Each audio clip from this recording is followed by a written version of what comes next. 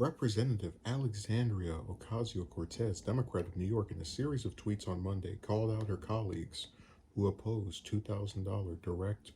COVID relief payments to Americans, asking lawmakers to err on the side of helping people as the House voted to increase the aid from the 600 approved last week. Notice how Republican congressmen who like to claim they are the party of personal responsibility refuse to take any responsibility themselves for blocking retroactive unemployment benefits, voting against 2K survival checks, stroking doubt about the pandemic to begin with, etc. Ocasio Cortez wrote in one of several tweets.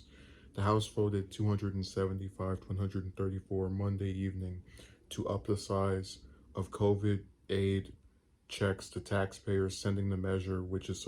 supported by President Trump, to the Senate. Senate Minority Leader Chuck Schumer, Democrat of New York, announced his intention to pass legislation on Tuesday if no Republican lawmakers try to block the action, which is likely. So I'm kind of mixed with AOC's responses because, on one hand, you do have members of Congress who actually are trying to justify giving Americans, after 9 months of having no assistance, a check of a couple of hundred of dollars that in a lot of states, such as mine of California, you can't pay for pretty much anything of major utility with, including rent. Um, but the other part of this, and a big criticism I've had of her really since she's been a congresswoman, this was less so when she was a newly elected person and also when she was a candidate, is that so often she will so harshly criticize Republicans that she starts to sound like pretty much just any other Democrat. Um, there were people like Klobuchar and others who were on the side of the Democrats and who supported giving people not only the 600 but also tried to antagonize the idea of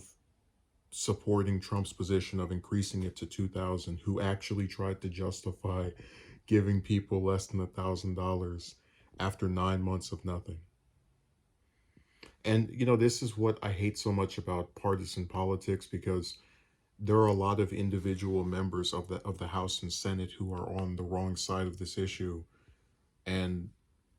if the person that is catching media attention, like AOC, isn't part of their party, she'll go after them, but not the members of her own party who are supporting the same distributing of crumbs, for lack of a more wanting term. It's just so sad that we actually have people who are trying to justify giving this itty bitty amount. And, the whole point of relief, because I've seen people who are trying to write it elsewhere, is that it's supposed to be able to assist people. So if we could hypothetically pass a $2 COVID relief package, give everybody $2, just because it's something doesn't mean it's enough. It's the same criticism I would make of jobs, that, they're supposed to allow people to live within a comfortable means, pay for utilities like food and water and housing. And when they're not able to do that, they are effectively nearly worthless because they're not accomplishing their stated goals. So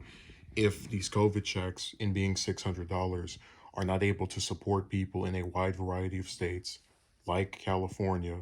like New York, like Texas, um, they're pretty useless. And it's sad to watch people try to justify barely giving the people who pay these politicians anything for months of struggle.